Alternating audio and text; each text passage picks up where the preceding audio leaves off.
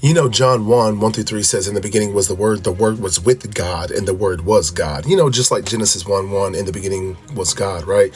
So we can put together that, okay, John is telling us that Jesus was there in the beginning, right? But what is often missed is down in 14, John 1:14 says that, and the Word became flesh and it dwelt among us. Do you know what that means? I want you to pay close attention to what it truly means when Jesus turns Word into flesh. For any time you see the Word, you see Jesus. So Genesis 1 reads like this: in the beginning, Jesus created the heavens and the earth. For it says here in Colossians 1:16 that for by him all things were created, in the heavens and the earth, visible and invisible, whether thrones or dominions, rulers or authorities, all things were created through him and for him. So when John says that the Word became flesh, he just didn't mean in the New Testament.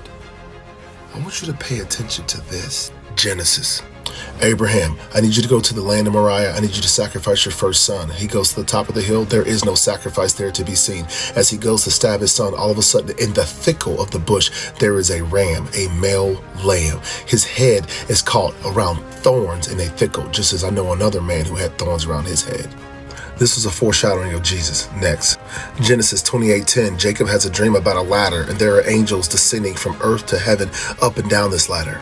Then you fast forward to John 1:51, Jesus says that I am that connection between heaven and earth. Jesus was the ladder. Genesis 14:18, King Melchizedek, this mysterious figure that comes out of nowhere and blesses Abraham. What's interesting is that you cannot track this man's bloodline. He comes out of nowhere. He's just there. What else is interesting is that he is the king of Salem. Guess where that is? That is now the location of Jerusalem.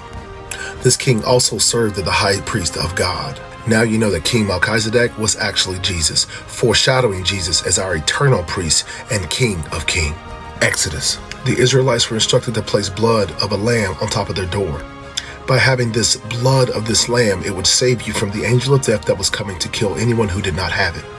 The Passover lamb represents Jesus, the one blood that will save you from eternal death. Exodus 16, the Israelites have been wandering around the wilderness forever. They are starting to get hungry. They need food. Out of nowhere, this mysterious bread-like substance on the ground appears called manna. Fast forward to John 6:32, Jesus says that Moses did not give you the bread from heaven. Jesus says, for it was I am the bread of life. For whoever comes to me will never hunger again. Jesus was the manna. Moses sees a bush on fire. Yet the flames are not consuming the bush. It's a bush that is on fire, but not burning. The bush represents Jesus. Being of ultimate power and deity, he took on human form, but he was never corrupted or destroyed by it. This is a foreshadowing. Jesus is the bush. Leviticus. The high priest enters the Holy of Holies to atone for the sins of all people. Jesus was that high priest, but he offered himself as the perfect atonement. Almost forgot, Jesus was the goat, the greatest of all time, and the scapegoat. Two goats, one represented a sacrifice, the other one was considered the scapegoat. The scapegoat would be led away to represent taking all the sins away from the Israelites, just as Jesus took all of our sins away when he was placed away, but he resurrected 3 days later. Numbers. What do you know? The Israelites are acting up again. God plagues his own people by sending serpents to bite them. God then instructs Moses to create a bronze serpent, to hang it on a cross and to lift it up in the wilderness. Anyone who looked at the serpent on the cross was healed. Again, we foreshadow Jesus. Anyone who looked upon that cross and accepts the works that he did will also be healed. Numbers 20, the people are dying of thirst. Moses is instructed to strike a rock to provide water. Again, that rock was Jesus, the spiritual rock that was struck down for our eternal salvation. And also, it was the living water that we received. Deuteronomy.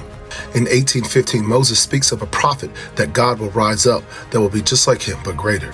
You'll find in the New Testament in Acts 3:22 that Peter confirms that that prophet was Jesus. Joshua. 5:13, Joshua is confronted by a large soldier standing before him. Joshua looks at the man and says, are you friend or foe? The man responds, I am neither friend or foe. Now take off your sandals because you are standing on holy ground.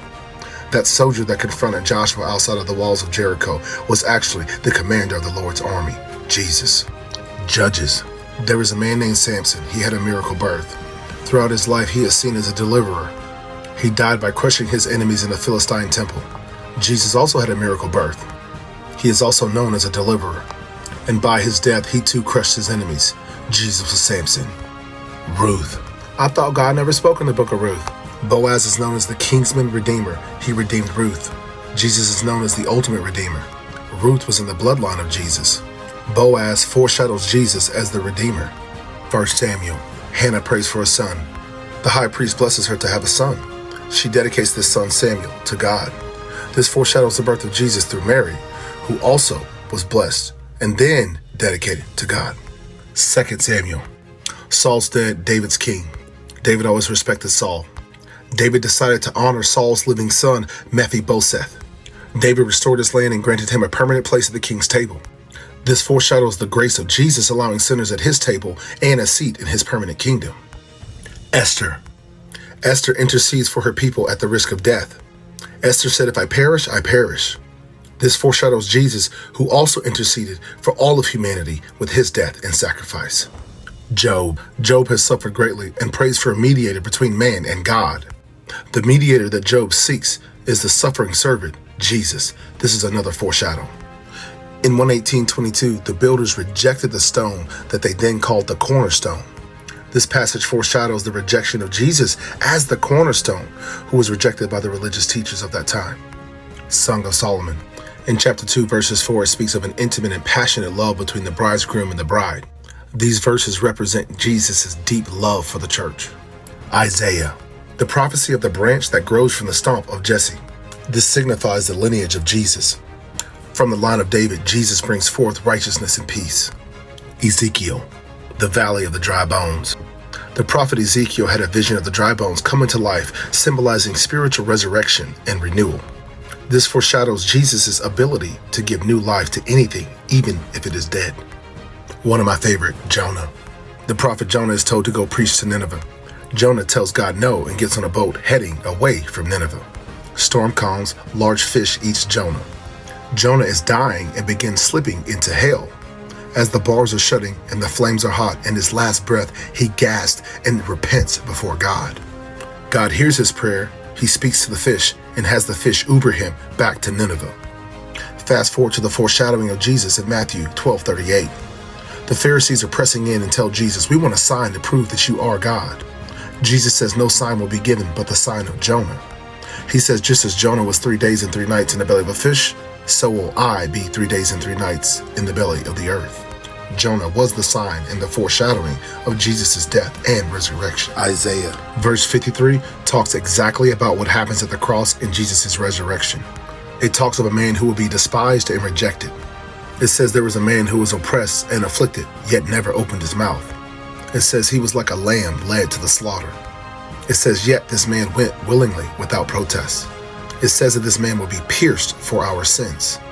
It says he did no violence and spoke of no deceit. It even says that he would be buried in a rich man's tomb. The prophet Isaiah is foreshadowing Jesus.